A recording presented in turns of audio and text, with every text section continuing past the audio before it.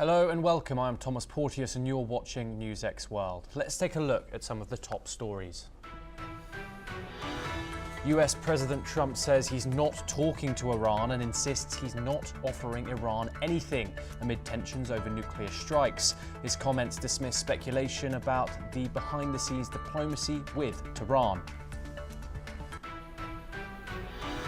France, Germany and Britain condemn threats against IAEA Director General Rafael Grossi after Iran blocked his visit to bombed nuclear sites. In a joint statement, the three nations reiterate full support for the UN nuclear watchdog and its work. Russia's Foreign Minister Sergei Lavrov says NATO's catastrophic defence spending rise will trigger its own collapse and urges allies to follow common sense, according to TSS. He calls the escalation dangerous and unsustainable, warning it could unravel security instead of strengthening it. Israel's military hit Jabalia with intensified airstrikes today, killing a minimum of 15 civilians, according to local health officials. The operation marks a sharp escalation in the northern Gaza offensive, with authorities warning of further operations in the area. Kremlin spokesman Dmitry Peskov says peace talks depend on Kiev's stance, US mediation and battlefield realities. 5 months into Trump's term, his campaign promise to end the war in a day remains unfulfilled as fighting grinds on. UN Secretary-General Antonio Guterres calls on nations to rev up the engine of development amid inequality, climate chaos and conflict. Opening a conference in Spain, he warns that key development goals are slipping away without accelerated investment. Canada scraps taxes on US tech giants, paving the way for new trade talks with Trump and Mark Carney to secure a deal by July the 21st. Ottawa says the move aims to repair ties after Trump halted talks in retaliation over the disrupted tax. As he turns 90 years old, the Dalai Lama will address a big Buddhist gathering amid tension over who will choose his successor. Beijing insists it will pick the next Dalai Lama, but he says his reincarnation will be born outside China, possibly in India. For our top story, we start in Europe, where Russia's Foreign Minister Sergei Lavrov has warned that NATO's push to increase defence spending could backfire. Speaking in Moscow, Lavrov says the move may lead to the catastrophic collapse of the alliance. He added that NATO should be guided by common sense rather than escalating spending.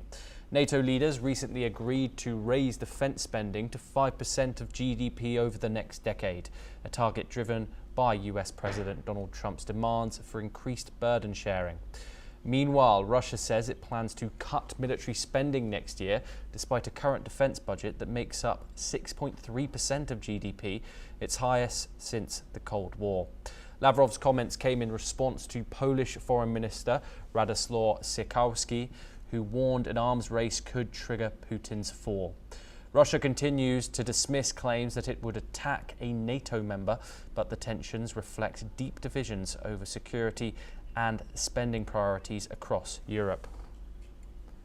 We're now joined by Gilbert Doctorow, who is a Russian affairs expert, and he joins us live from Brussels. Gilbert, thank you for joining us on the programme. Putin has reiterated his ambition for peace over and over again. However, if Russia does really want peace, why does it spend over 6% on GDP on its military, the highest since the Cold War, while telling NATO to use common sense and spend less? Well, I think during the Cold War, Russia, particularly at the end of the Cold War, Russia wasn't at war with anyone. So it's understandable that its its military budget, would have been lower than today. When a country is in the middle of a fierce war for its own existence, as Russia says it is today, it's understandable they would spend a large amount of their GDP on a war. So that isn't the issue. The promise to bring it down, well, that assumes, I suppose, that Russia will win the war with Ukraine in this time period, and so can afford to scale back its military budget. So long as the war is going on as fiercely as it is today, I think it is improbable that any cut in the Russian budget would be realistic. It's evident this hike in defence spending is because of fears of aggression.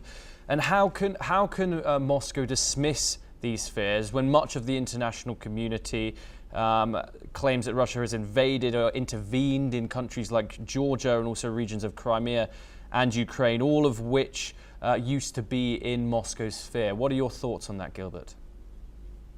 I think that the current information war offensive by Russia, and I say that because Mr. Lavrov's remarks are in sync with what President Putin was saying yesterday, and I can tell you that on major talk shows, and Vladimir Solovyov talk show last night was almost hysterical about the dangers being posed to Russia by the increased military spend projected for NATO.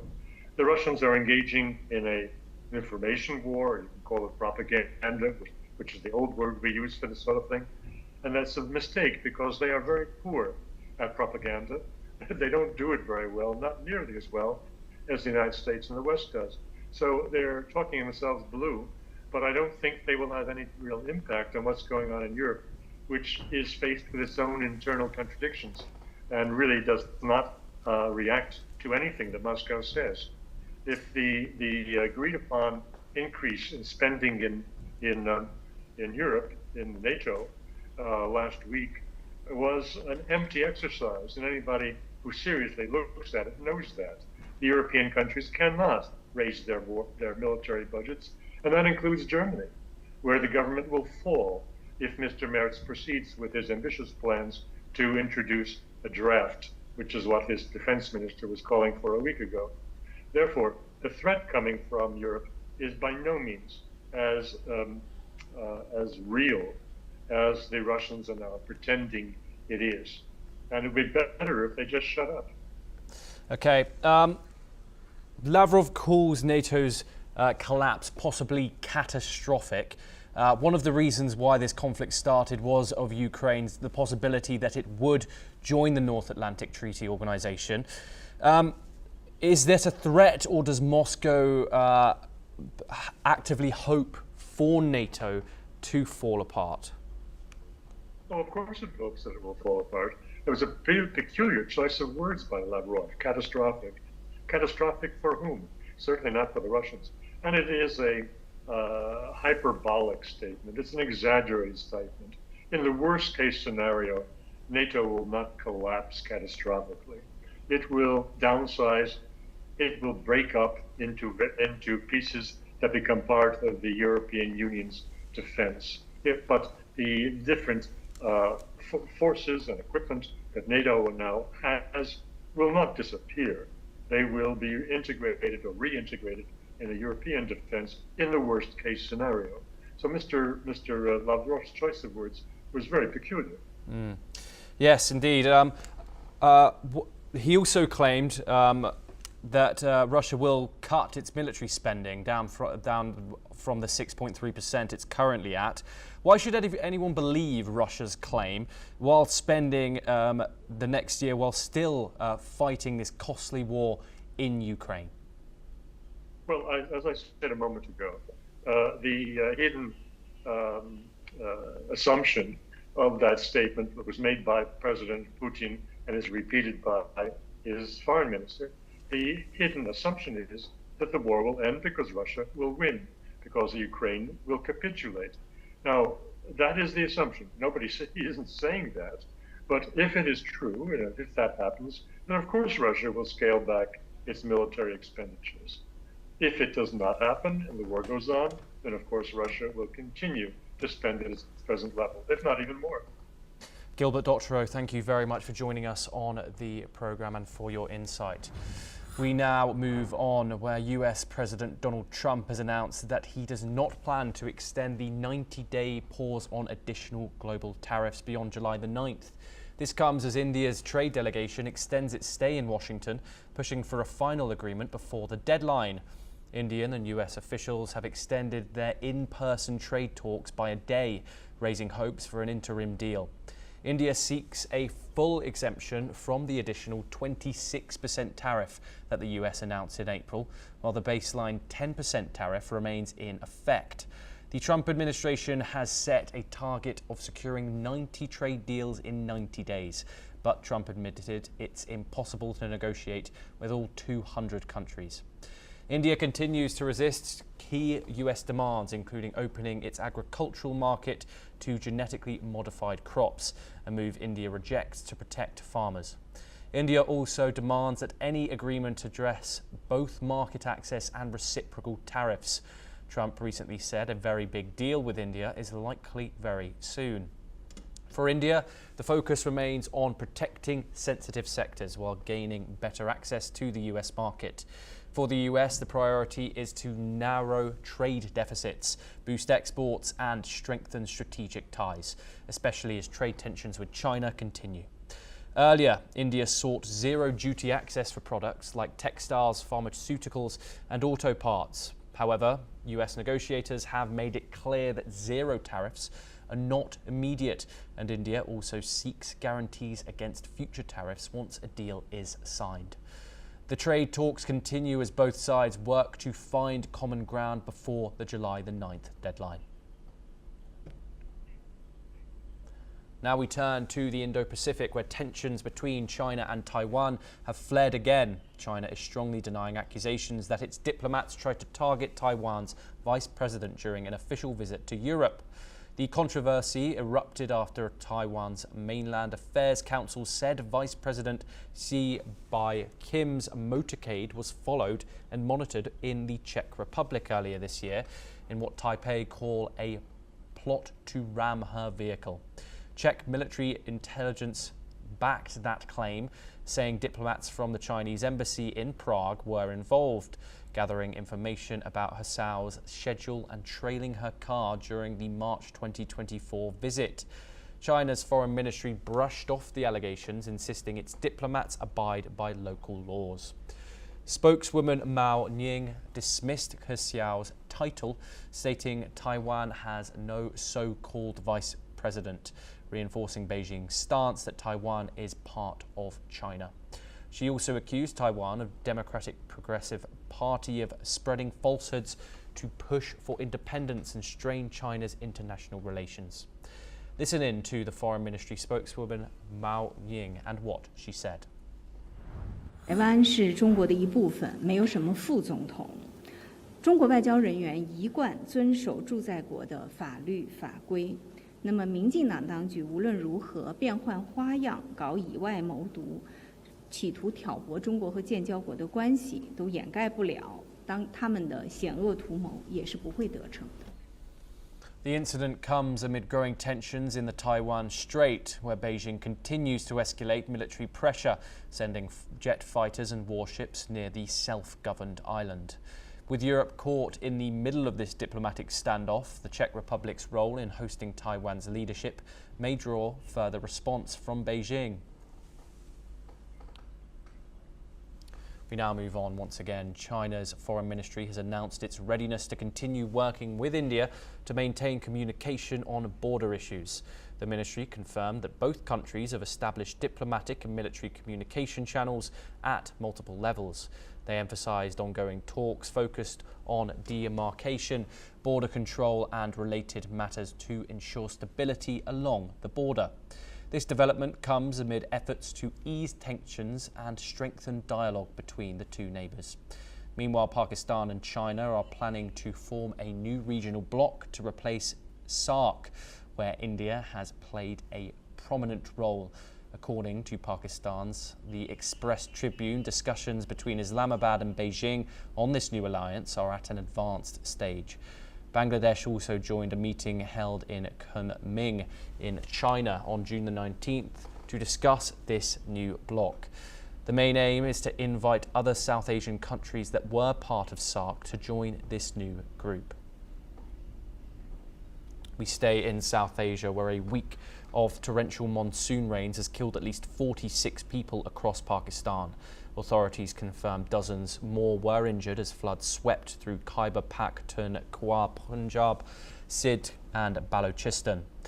The National Disaster Management Authority warns that more severe weather is possible.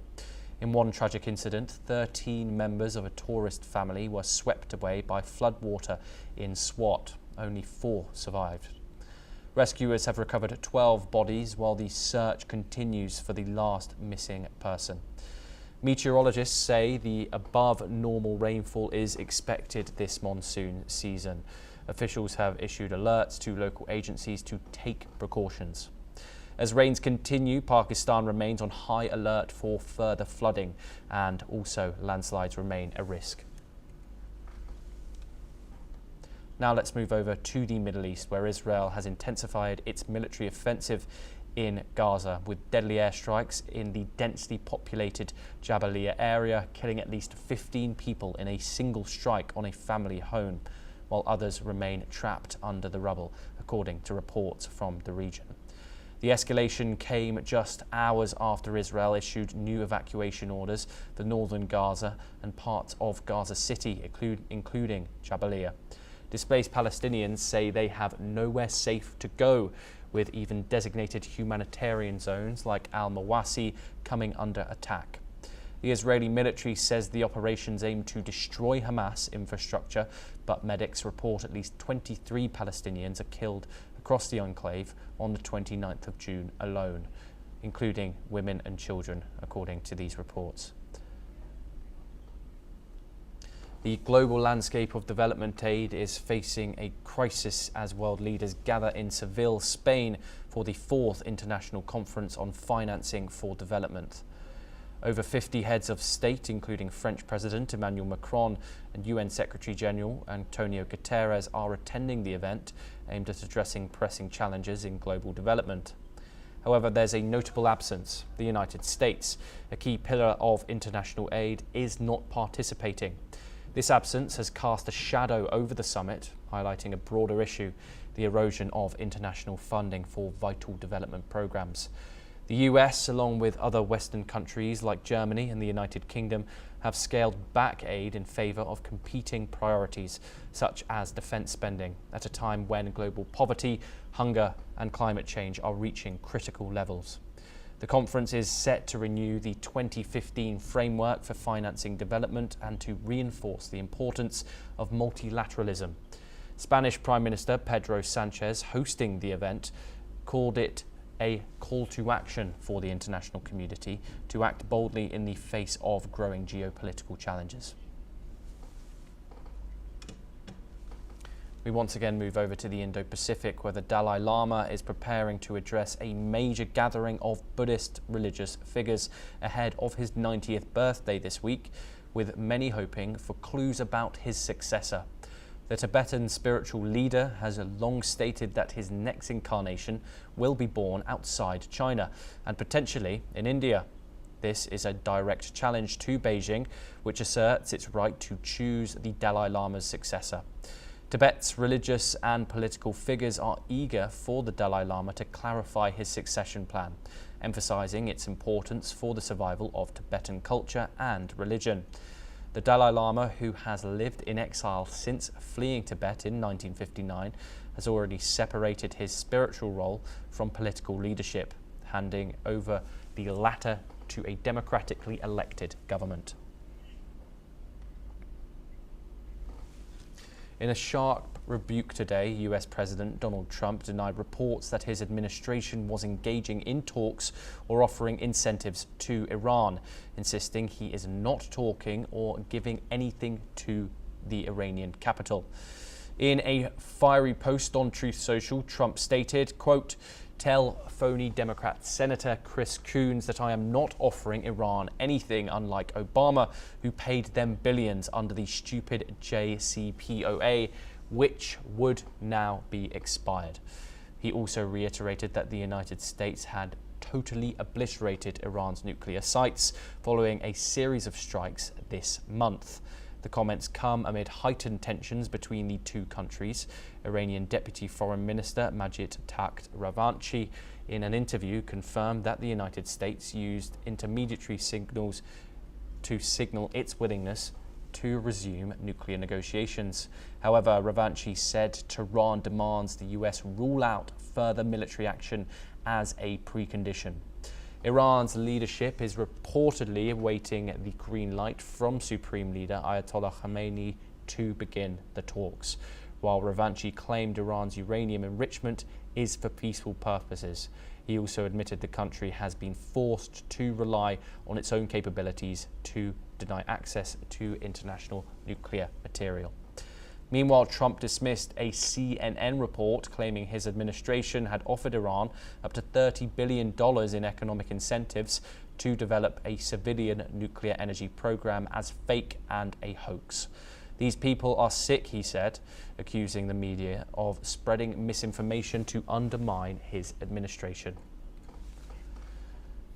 We're now joined by our guest, Ali M. Bushback, who's a Middle East affairs researcher located in Cairo. Ali, thank you very much for joining us on the program. Donald Trump has reiterated his statement that Iran's nuclear capabilities have been obliterated. What are your thoughts on this statement by him and its ongoingness?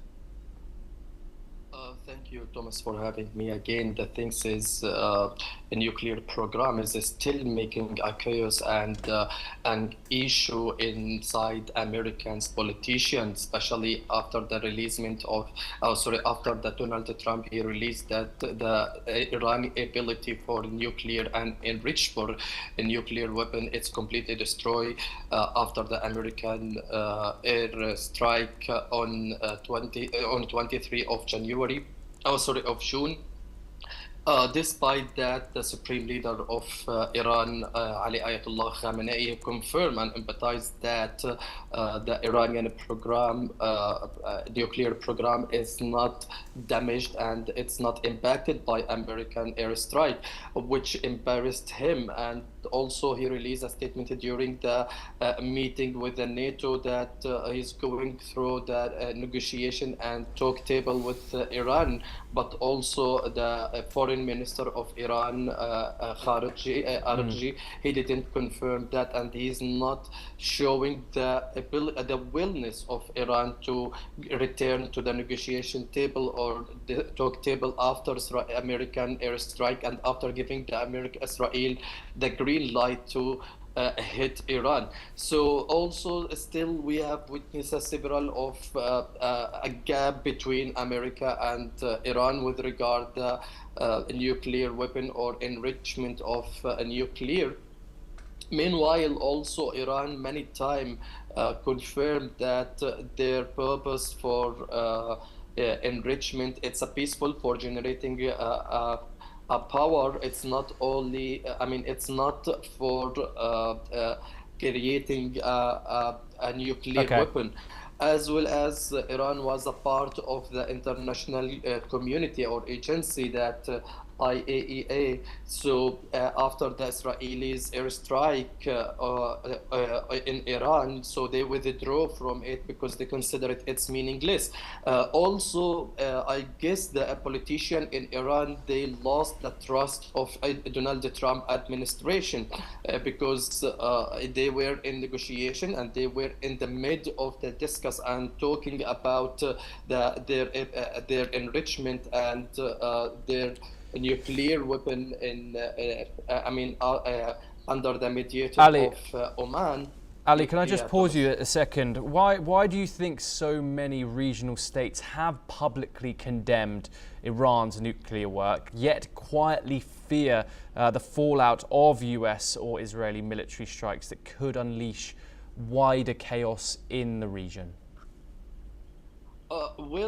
In the region, in Arab area, they have some historical bad relationship and unstable relationship with Iran, especially Saudi Arabia and Emirates. Despite that, UAE has several of businessmen from Iran in their place, and they have a tight relation. A trade relationship between Iran and UAE, but despite that, they consider it as a posting the danger to Arab area and may Iran because of a sector conflict between Sunni and Shia. They consider it's Iran could use it against them.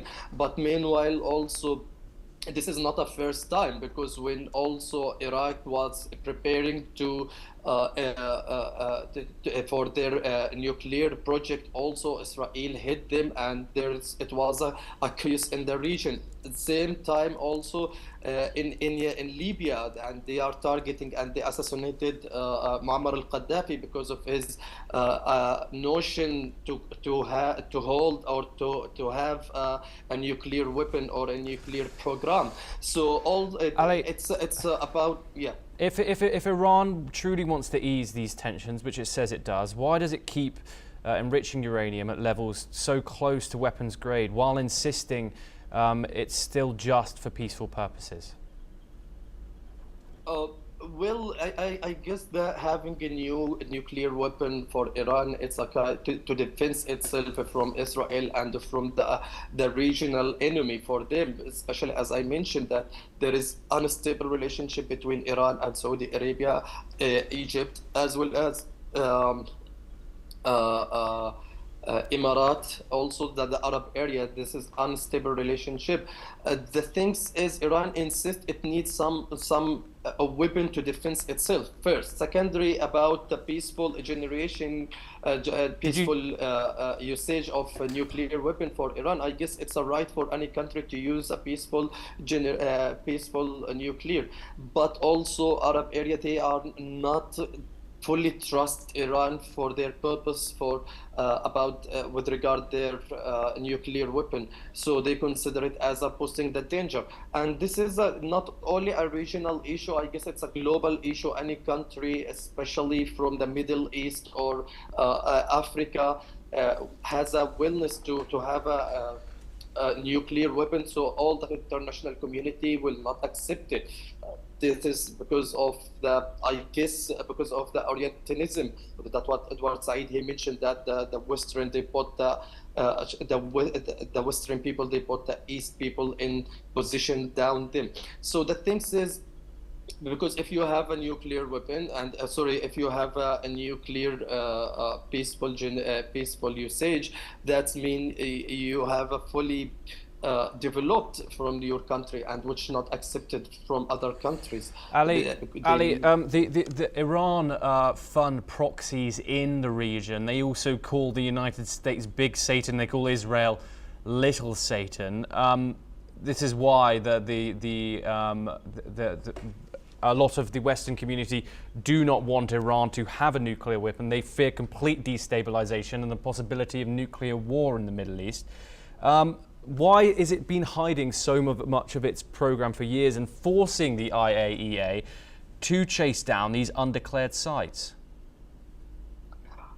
I guess Iran is not hiding anything, especially it was a part of IAEA, so that means everything is clear, and they have many times the agency checked the nuclear facilities in Iran and has no issue. But the things with regard the Iranian proxy in the area, as well as you mentioned, the things is Iran is trying to secure itself from their enemy, especially Israel and America. So also we have witnessed in this during this 12 days of conflict, Iran has the ability not only from nuclear or not has the ability from their plastic missiles. So this is making Iran more developed and making Iran one of the powerful country in that region, which not accepted from not only Western country, from Arab area, because as I mentioned that it's posing a danger. During the conflict between Saudi Arabia and Ansarullah al-Houthi, Ansarullah al-Houthi used several of weapon against the oil facilities in Saudi Arabia and deeply impacted them. So these things, and also many times Saudi Arabia accused that Iran support Ansarullah al-Houthi to weaponizing them to attack Saudi Arabia. That's the significant issue in the area. Okay. And I guess Ali, I'm really sorry I have to cut you off. We have ran out of time. Thank you very much, as always, for your insight on the topic. We move on to our next story. Tensions between Iran and the international nuclear watchdog have escalated sharply as Iran's ambassador to the United Nations dismissed death threats made in an Iranian newspaper against IAEA chief Rafael Grossi, calling them unfounded and not representative of Iran's position. The ultra-conservative Kayhan newspaper earlier claimed Grossi was a Mossad agent and called for his execution if he ever set foot in Iran, accusing him of spying and complicity in Israeli strikes. The IAEA had recently reported undisclosed Iranian nuclear activities just days before Israel bombed Iranian nuclear sites. The threats have drawn strong condemnation from Germany, Argentina and France. French President Emmanuel Macron personally raised the issue with Iran's president, urging cooperation with the IAEA and renewed nuclear talks. Now, Iran warns it may deny access to inspectors and has suggested it may resume uranium enrichment within months. Foreign Minister Abbas Araghchi said Iran won't cooperate unless the safety of IAEA staff is assured, especially after US and Israeli strikes. We now move back over to the Indo-Pacific, where Indonesia is offering the United States a strategic investment opportunity in critical minerals as part of ongoing tariff talks between the two countries. Jakarta's senior economic minister, Airlangga Hartarto, said that Indonesia's sovereign wealth fund, Dana Natara Indonesia, will be involved in the joint project being proposed to Washington. The offer is seen as a move to boost trade cooperation while gaining better terms in tariff negotiations, particularly in sectors vital to clean energy and electric vehicle supply chains. Indonesia holds some of the world's largest reserves of nickel, cobalt, and other key minerals essential for electric vehicle batteries, making it a strategic player in global energy transitions. US Secretary of State Marco Rubio will host foreign ministers from Australia, India and Japan on July the 1st in a bid to strengthen the Quad Alliance and promote a free and open Indo-Pacific. This marks Rubio's second major diplomatic engagement since taking office in January, as the Trump administration signals its continued focus on countering China's influence in the region. The State Department says the summit aims to build on momentum from the last Quad meeting and advance regional peace and prosperity. This comes as Japan reportedly has cancelled a key defence meeting after US officials called for increased military spending, and Australia has expressed concerns over a review of its submarine deal with Washington. In a separate development, the Australian Foreign Minister Penny Wong has said that she will be holding talks with her Indian counterpart, Dr. S. Jaishankar, on the sidelines of the Quad Foreign Ministers meeting. Let's now turn over to Europe, where UK economy grew by 0.7% in the first quarter of 2025, its fastest pace in a year. This was driven by a surge in home buyers rushing to beat a tax deadline and manufacturing ramping up production ahead of anticipated US import tariffs. However, this growth is not expected to continue, with data showing a 0.3% drop in GDP in April. Despite this, household spending and confidence are showing signs of recovery. The Bank of England expects slower growth in the second quarter and may cut interest rates twice more this year to support the economy. Prada is in the spotlight after its new sandal drew design attention, not just for style, but its striking similarity to traditional Indian kolhapuri slippers. At last weekend's Milan show, models wore leather sandals with braided patterns closely resembling footwear made by Indian artisans for centuries. Critics in India, including politicians and craftsmen, slammed the brand for not crediting the iconic kolhapuri design, rooted in Maharashtra and dating back to the 12th century. Now Prada has responded.